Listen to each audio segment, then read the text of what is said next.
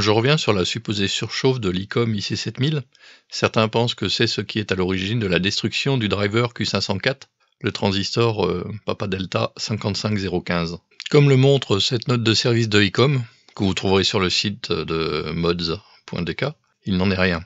Il s'agit en fait d'un phénomène d'auto-oscillation du circuit d'amplification du driver. Ainsi, ICOM recommande de réaliser cette modification sur toutes les radios qui reviendraient en réparation. Certaines séries ont été corrigées, comme vous pouvez le voir. Si le numéro de série de votre poste n'apparaît pas, alors il est utile de vérifier la fameuse platine du driver. Moi, dans mon cas, mon IC7000 est après ce numéro de série, donc tout va bien. À vous de voir si le vôtre se trouve dans ce listing, pour savoir si vous avez éventuellement quelque chose à faire. Évidemment, l'intervention, c'est du CMS.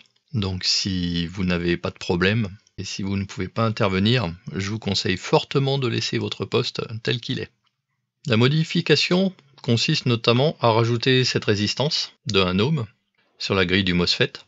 Donc c'est assez simple au final, vous coupez la piste ici et vous rajoutez cette résistance. Et vous avez également une modification sur la platine PA qui consiste à ajouter ce condensateur et à changer la valeur de celui-ci. Sur la note de ICOM, que vous trouverez sur mods.dk, je vous le rappelle, vous pourrez voir où se situe la modification. Ensuite, il ne vous reste plus qu'à suivre l'étalonnage au niveau de la puissance. J'attire votre attention d'ailleurs sur le courant de repos du driver, qui doit être à 1 A. Ça, il est facile de réaliser la manipulation, ça ne nécessite pas d'ouvrir l'IC7000. Et moi, par exemple, lorsque j'ai reçu mon IC7000 neuf, il était à 1,5 A. En résumé, il faudrait arrêter avec cette légende urbaine de surchauffe de l'ICOM IC7000. La chaleur de l'IC7000 est liée au module DSP que voici.